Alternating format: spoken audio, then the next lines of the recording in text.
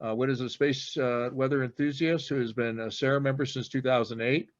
He currently is a contributing member of the SARA Journal and previously served SARA as the journal editor, as a member of the board of directors. And trust me, as the journal editor, he provides a tremendous amount of information every journal. So he's very, very instrumental, very prolific writer. So, Whit, are you on? Yep, I'm on. Thanks for that, Rich. And I'm going to share my screen here. And okay, we see it fine. Okay, good. Yeah, my name is Whitham Reeve. Most people call me Whit. And my talk at this conference is going to be mitigating SAM3 magnetometer sensor crosstalk.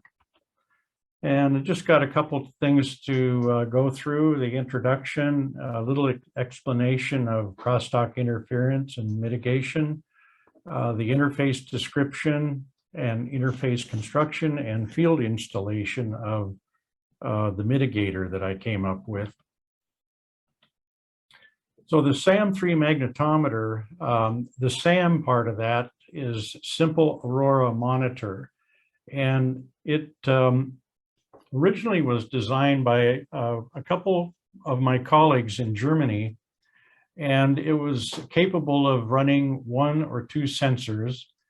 And in early 2009, we had it, we redesigned it to use 3 sensors. So this now becomes a pretty good geomagnetic observation tool, because we can look at 3 axes or 3 directions and then come up with the vector sum to tell us exactly what the magnetic field is doing. So it's a pretty good geomagnetic observation instrument. It's used by the Space Weather Underground, or SWUG, which is an organization of some universities that use it for public, for education and public outreach. And going back to its original design, it was a disturbance monitor for aurora photographers, and also for amateur radio operators, that when the SAM indicated a geomagnetic disturbance, they could point their VHF antennas to the north and use aurora reflections for communications at VHF. Now, I've never done that, and I'm not sure how well that works because of the Doppler shifting that goes on with the aurora. But this was going back the original reason that the SAM3 was designed. What I do with it is I use it strictly for geomagnetic observations in Alaska. I've got one system installed here in Anchorage that I installed in 2009. So I actually have geomagnetic data for a complete solar cycle 24, and going into solar cycle 25 now. And the sensors are, I don't know, maybe 30 meters out there in my yard, and they're remote powered, and I have had some crosstalk interference with it, and I solved that relatively easily with the low pass filter. But I also deployed a system up at the HARP site in Gakona, Alaska. It's about 300 kilometers away from here. Just installed that here just last month. And the sensors, I have 3 sensors there, and they're remote powered, and I'm using a TIA 422 interface over Cat5 cable to get the signals back from the sensors and then power out to the sensors. And this system I'm in the process of donating to the Space Weather Underground, because there's a professional magnetometer at the HARP site at Gakona. It's about maybe 2 kilometers away from my installation.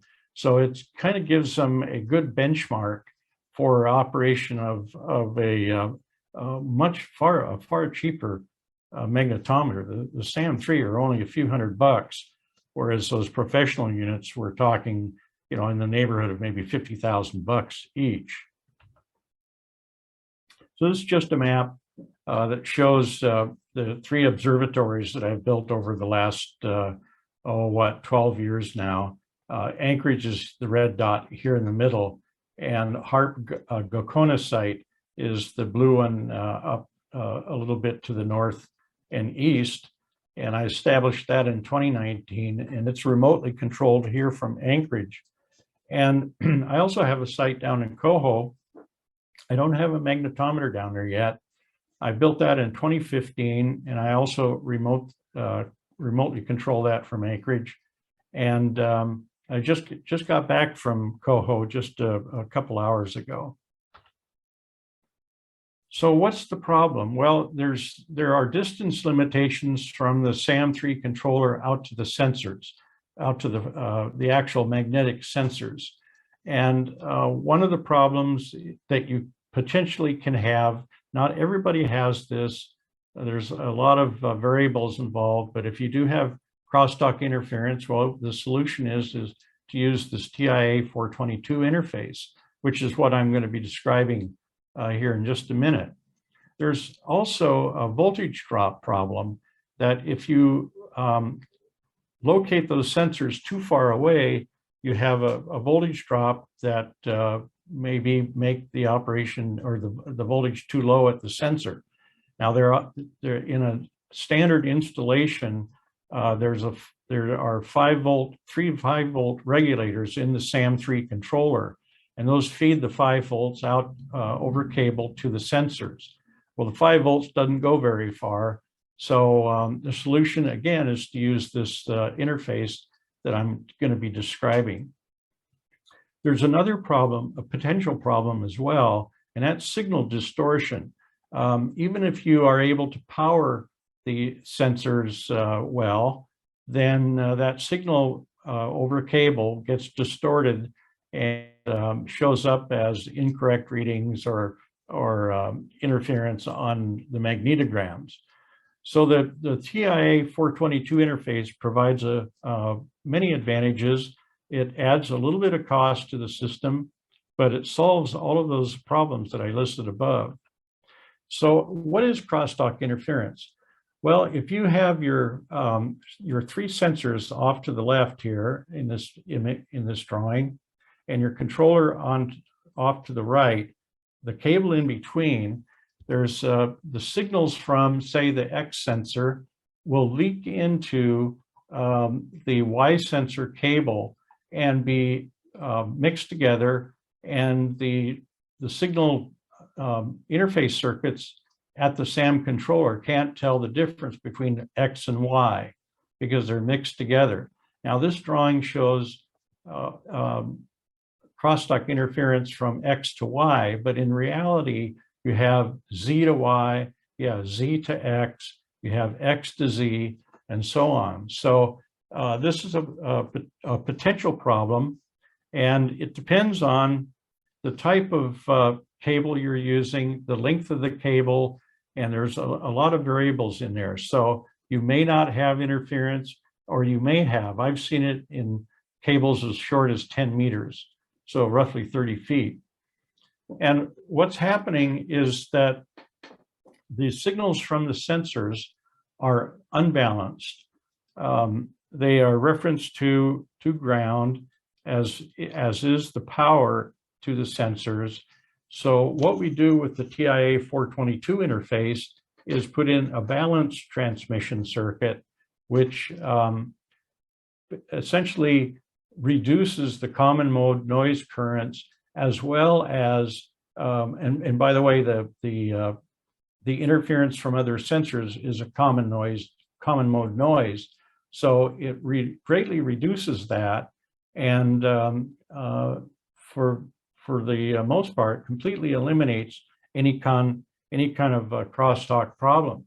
And as a bonus, you get you're able to transmit your signals over longer distances.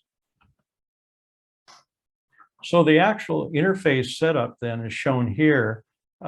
Instead of having the sensors directly wired to the SAM controller, you put in these two interface circuits, one at the remote end, co-located with the sensors, and the other at the local end, co-located with your SAM controller, and then hook up a 4-pair cable in between. And now you've solved your distance problem, your power problem, and your crosstalk problem.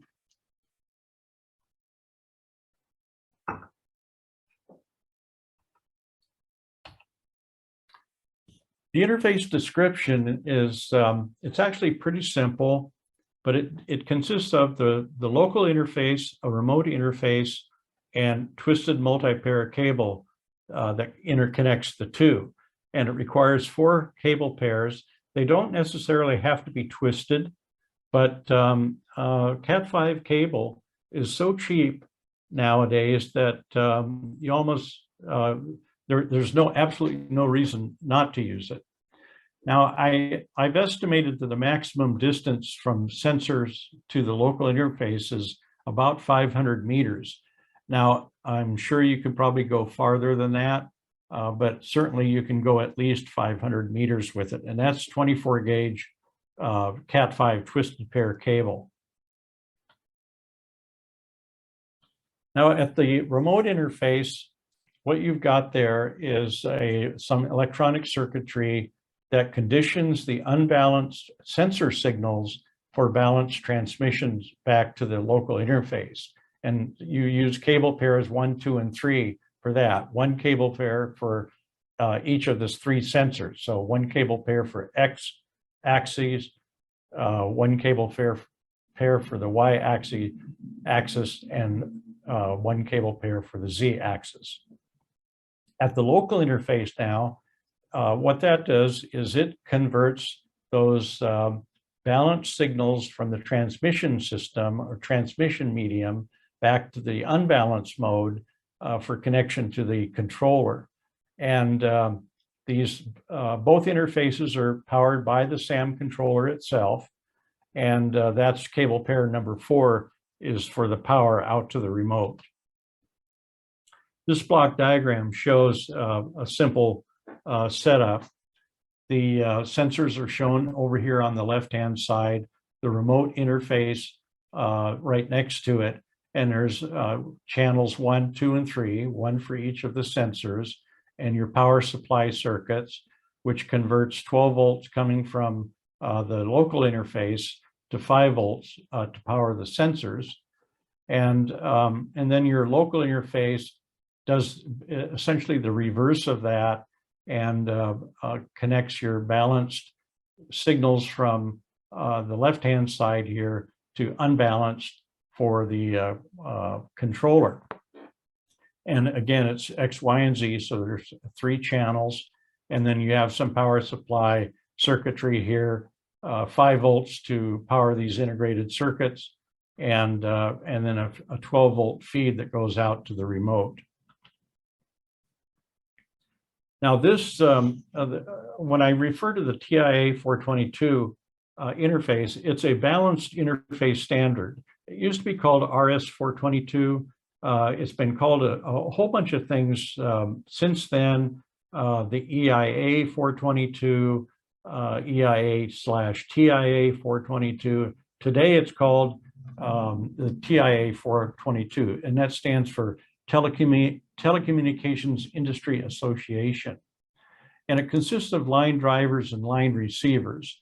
It's a standardized interface, and a number of integrated circuit manufacturers build integrated circuits for this.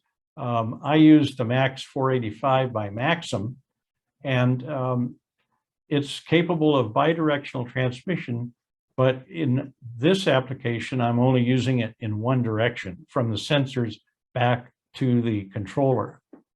And the unbalanced signal from the sensor goes into a data in pin on that IC, and the unbalanced signal output comes out on the receive output pin on the integrated circuit, and then the A and B pins on the integrated circuit are your balanced interfaces for transmission.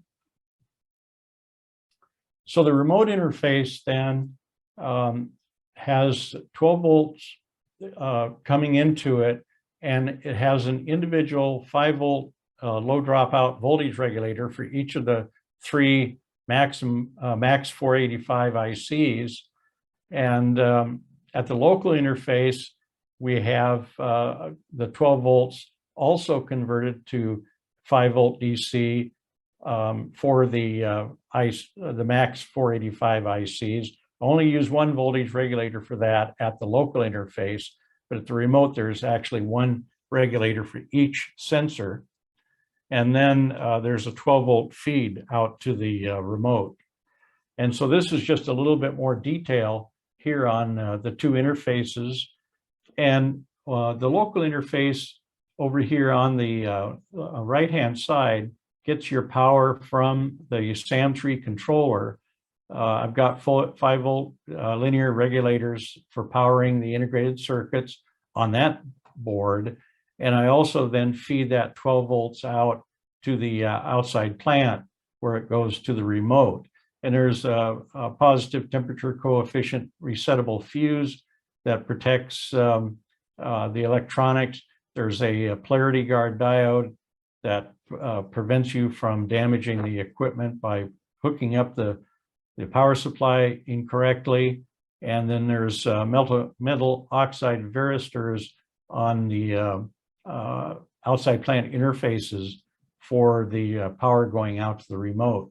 There's also some current limiting resistors and termination resistors. These are 110 or 120 ohm termination resistors at the receive end of the balanced transmission line. There's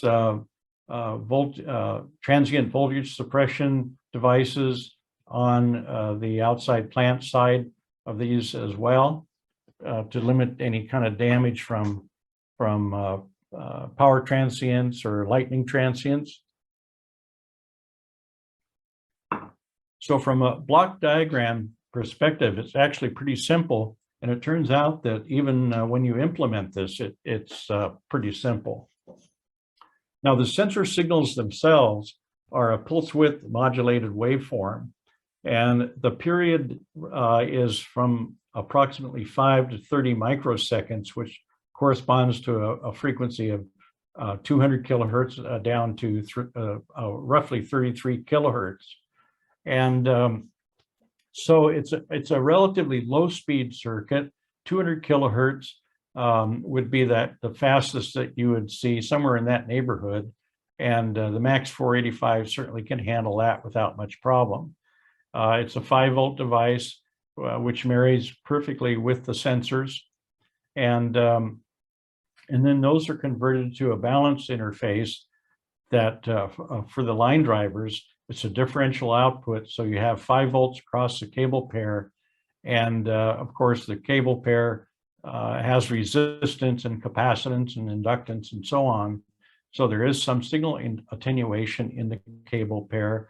The line receivers have a differential sensitivity of 0.2 of a volt. So they can handle substantial voltage drop from the sensor back to the SAM controller.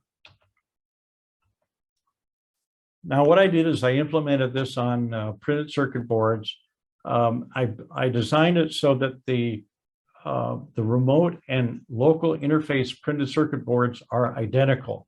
Both printed circuit boards use the same integrated circuit, and a lot of the interface circuitry is basically the same, so that it was pretty easy to put everything on one board.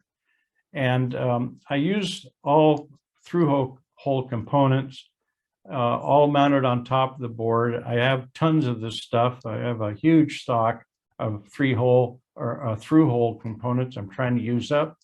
So I designed it that way. Now I did use some surface mount devices, the current limiting resistors, and the transient voltage surge suppression devices are on the bottom of the PCB. And those are pretty small. but still solderable with my eyes, which are not getting any younger. Now, on the prototype, I designed it to use screw terminal blocks for all the external connections. And but I then, after I got that working, which was not hard at all, I redesigned the printed circuit board to use pluggable terminal blocks. You don't have to use that. You could just solder your wires right directly to the printed circuit boards if you wanted to. The prototype also, I had a lot of option jumpers and a lot of solder links. And I did that because I wasn't sure if how I was going to be able to configure the outside plant interfaces as well as the sensor and controller interfaces. So I put lots of options and jumper blocks so that I could switch things around and do some experimentation. As it turned out, I didn't need any of that stuff. The MAX 485 IC is such a forgiving integrated circuit that I didn't have to monkey around with it too much. I mounted all the resistors vertically to save space. I also installed the MAX 485 ICs and dip sockets. Now, the idea of using a TIA 422 type interface for the SAM sensors is not something that I dreamed up. I know of at least two people that have done this. Keith Payet did this down in California, and I know of at least one other person that built up their own interfaces, but nobody that I know of documented any of this, and so that's what I'm trying to do here. Now, here's a picture of the local interface that's installed in a little metal enclosure, a little extruded aluminum enclosure, and basically it's all set up and ready to go. I have populated just the parts for the local interface side. And so here's your three integrated circuits, the MAX 485, and here's your 5-volt LDO voltage regulator that powers those integrated circuits. Here's a fuse, polarity diode, MOV, and a power indicating LED. And I used these really small screw terminal blocks, which was kind of a mistake because they require a jeweler's screwdriver to actually use. So that's why I wanted to get away from those and go to a pluggable type terminal block. Now, the printed circuit board that I'm showing here connects to chassis connectors on the left and right, one on the field side and one back to the controller. Now, you don't have to do this. You could actually mount this printed circuit board right in the SAM3 controller enclosure, in which case you would wire directly to the SAM3 controller on this side, on the left-hand side. And on the right-hand side, you could put a connector on that as well, or just solder your wires directly. I like to use connectors because I do a lot of experimentation. And plus, if you have a failure, you don't have to monkey around with trying to unsolder wires and so on. Now, this is the remote interface. This is the same printed circuit board. It's identical in all respects, except that it's populated a little bit differently. You still have your three MAX 485 integrated circuits. You have a voltage regulator that powers those guys. And then in addition to what you saw on the local interface, we have an individual voltage regulator for each of the sensors, which go out on these terminal blocks on the left-hand side. And then you have your 12 volts power coming in over here on the right, and it works its way through and powers all of the this LDO as well as these LDOs that are up here. So that's the remote interface. Now this can be installed in a weatherproof enclosure right above the sensors. Typically we bury the sensors for temperature control.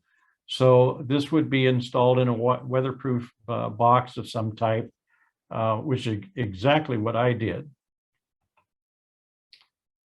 So when I was building this out, I did a whole bunch of different measurements on it just to see what was going on.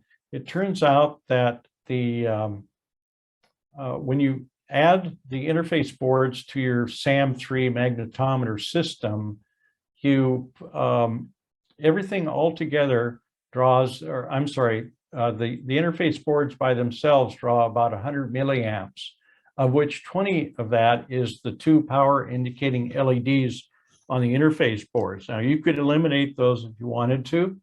You could save yourself 20 milliamp if you wanted to run this thing off of a battery. That might help you out a little bit. Now, everything all together, this would be the SAM controller, the local interface, 63 meters of Cat5 interconnection cable, which is what I use for testing. The remote interface plus the 3 sensors with everything hooked up and running on a PC draws 176 milliamps with the K-index alarm LED lit on the SAM controller. If the alarm LED is not lit or you have it turned off, it only draws 163 milliamps under those conditions. So that's still a pretty small amount of power, and so it makes the SAM3 kind of attractive for battery operation. Maybe a portable type setup. Now, as far as field installation goes, I mentioned a second ago that we typically bury these sensors because they're temperature sensitive, and you can put them down about 1 meter below the surface, and the temperature down at that distance below ground is pretty stable.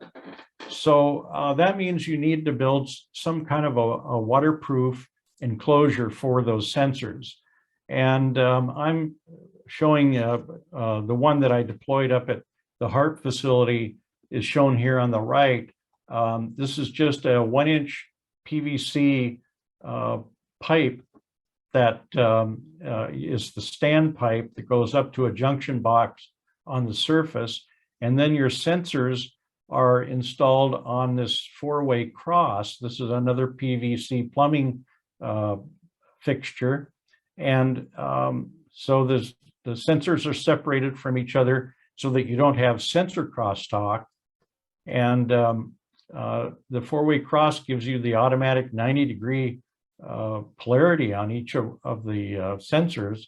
So this whole assembly is about 5.5 or 5 feet 5 feet 8 inches high, and it's buried down in the ground about 3 or 4 feet or so.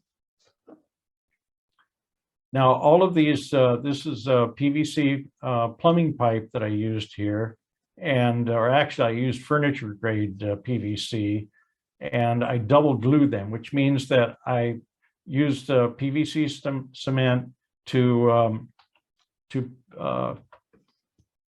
glue everything together, let it sit overnight so the glue cures for 24 hours, and then I came back and re-glued all the joints. So everything's double glued because basically, if you bury this thing at say 4 feet below ground, when you get a good rain and that soil is saturated, you're going to have 4 foot of head of water pressure on those sensors or on those joints. So you want to make sure that everything is well waterproofed.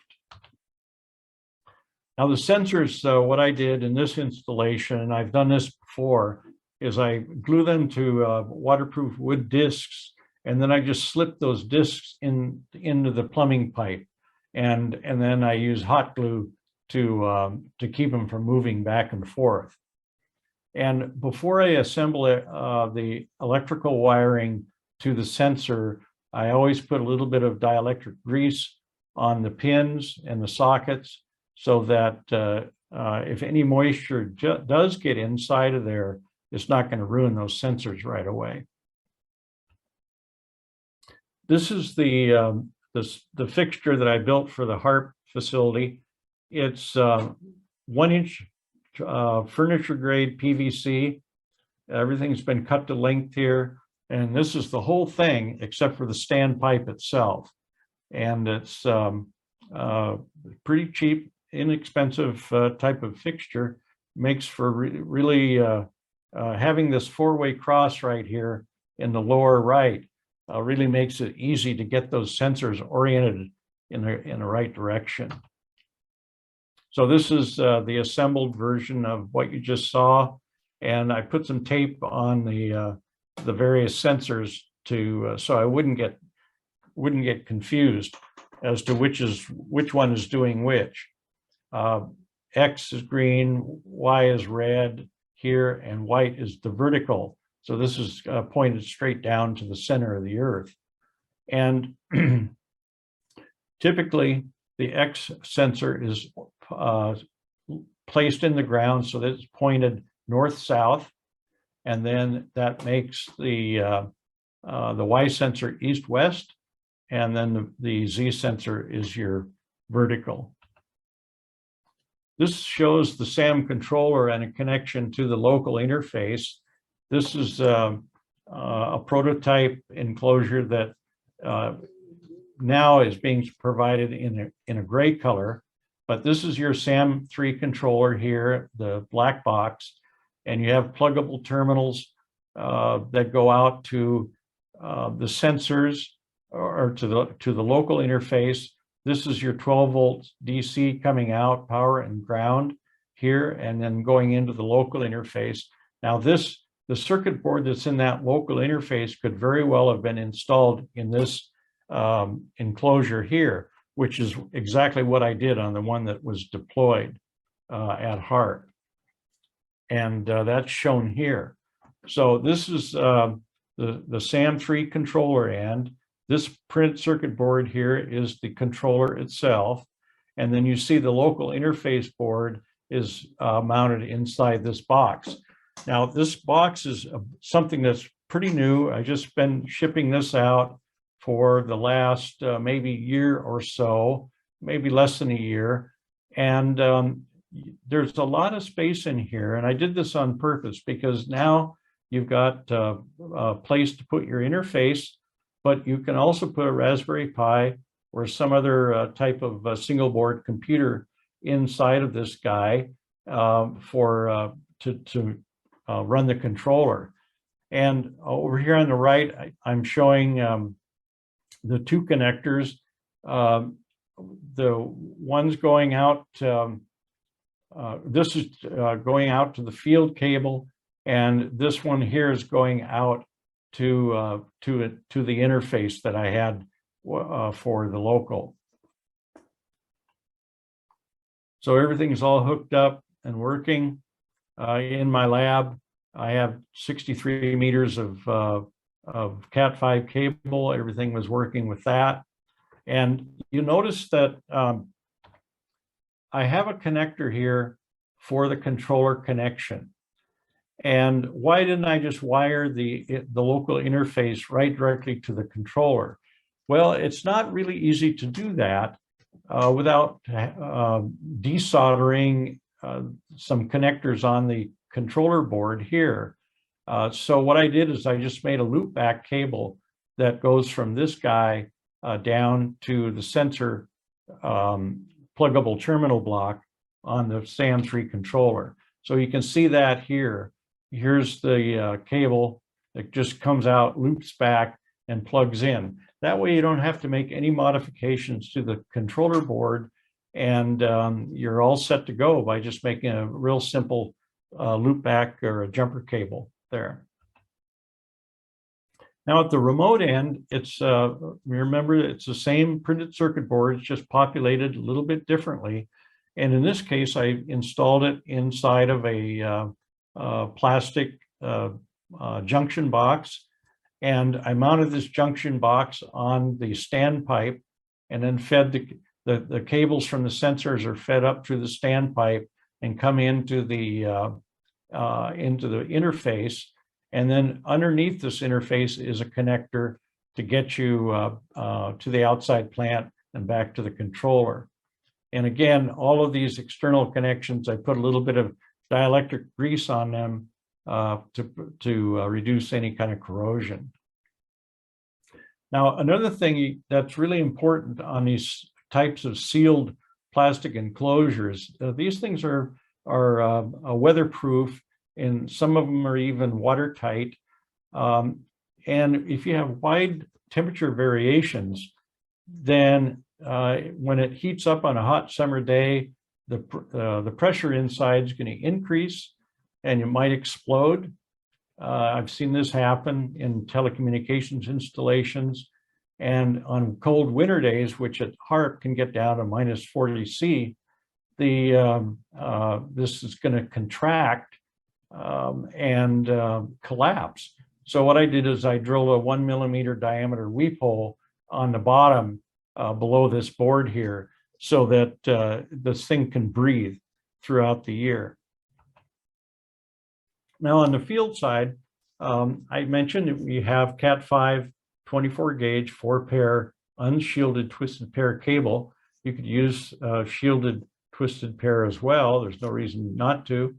It's a little bit more expensive than UTP, but this stuff is so cheap nowadays that you can buy a 1,000-foot spool for hardly anything. And there's 4 cable pairs, 1 for each sensor and 1 for power. And in my case, I connectorized the cable at both ends, one to go into the SAM controller, and then the other end to go into the interface that I'm showing right here. Now at the HARP facility, the coordinates up there are 62 degrees north latitude, 145 degrees west latitude. There's magnetic declination, and we usually orient our sensors with respect to true north. So the X sensor, which is your north-south sensor, is typically pointed true north. So I calibrated my Brunton pocket transit to show an offset here from magnetic north, and that's how we actually aligned the installation. There was some additional materials required. We've got all kinds of varmints running around up there, and they like to chew on plastic. So I laid out a 1-inch diameter plastic water pipe as a conduit, and then pulled my field side cable through the plastic pipe. And I laid it out so that the sensors are about 100 feet away from the controller, the enclosure where the controller is. It's ground laid, and so I used up a 100-foot coil of this plastic water pipe. Now, when we dug out the hole for the sensors, I wanted to backfill with sand, and we didn't have a local source of sand at the site there. So I hauled in a bunch of 60-pound bags of traction sand and used that for backfill.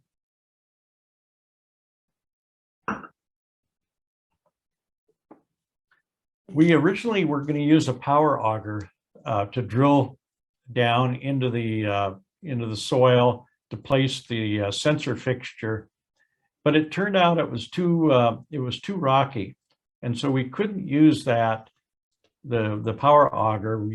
We tried it out; it just didn't work. So we brought a bunch of shovels, or I brought a bunch of shovels and other equipment with me to dig this out by hand. But it turned out that we used the forklift that they have on site, the Genie forklift. Now, this is really a versatile device. The operator was able to rotate we put the forks close together, and he was able to rotate that so it's almost vertical. And so he stabbed us into the ground and then scooped it out. And it took maybe 2 or 3 swipes, and we had a 5-foot deep hole. So that worked out really well. And So this shows the kind of the trench that was made by the forks. And this backfill is then the sand. We added more sand, and we have a level here so that we could make sure that the standpipe was vertical. So this is the standpipe going down to the sensors down below. And then this is the junction box where the remote interface is located. And then you see the plastic water pipe laid here on the ground, and then the cable going up to a connector up here. And I enclosed I had a little bit of extra slack, so I enclosed that in loom so that the local varmints, if they start chewing on it, they'll chew the loom up and not the Cat5 cable. So that took us part of an afternoon to do all that work, and hooked everything back up, and it came into service right away. I mentioned that sensors are temperature sensitive, so they were moved into this new environment, and it took them a day or so. Actually, we recommend about a 7-day acclimation period before you start really wanting to get data. But you can see that things pretty well stabled about 24 hours later. But this is the temperature effect here going in, being placed in the ground. It's cool down there. And then, so the sensor output drifts, and then it seems to stabilize a little bit. You see it getting a little bit noisier there. And that was because there was a storm brewing. A geomagnetic storm was brewing. And so the next day, on the first day of July, things were very quiet. And the next day, bang, right about 0300 UTC, a storm hit, and you can see that we had quite a bit of activity. And the temperature drifting is not nearly as bad as it was the day before. We normalized the magnetograms at midnight UTC, and typically if the traces start out at 0 like they're showing here, they'll end up in the neighborhood of 0 at the end of the 24-hour period shown on the magnetogram.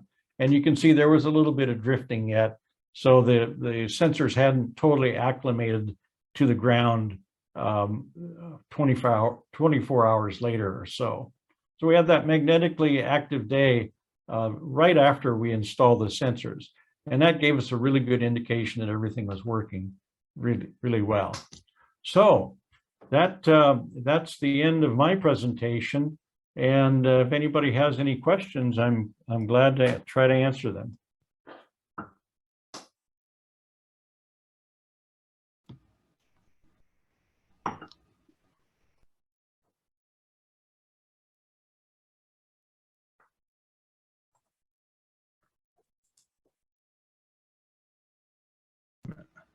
You're muted, Rich.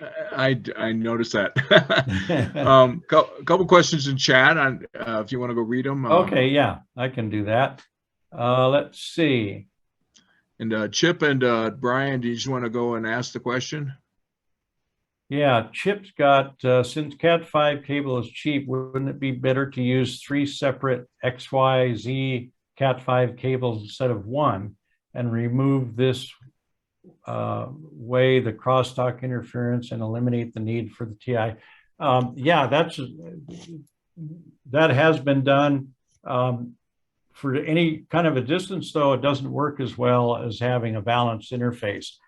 The Cat5 cable, the sensor output's still unbalanced.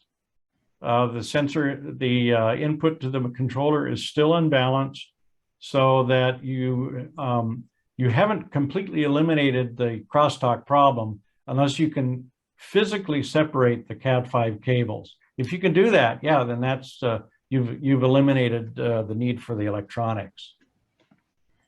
So we also had, could you talk a bit about how the magnetometer data is utilized? Oh, yeah.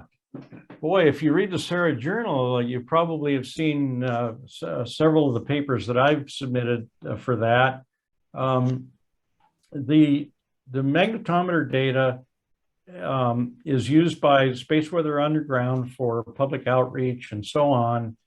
Each user of the SAM3 has their own gig going. I know of people that use this for radio amateur applications. Whenever there's a magnetic storm, they point their antennas to the north and try to communicate using VHF. So that's Aurora photographers I mentioned early on. It's a good application for that as well. For me, it's a long-term project to gather magnetic data and just for my own fun and games.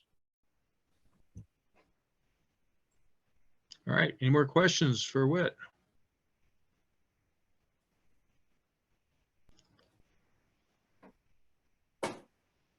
Okay. Well, thanks a lot.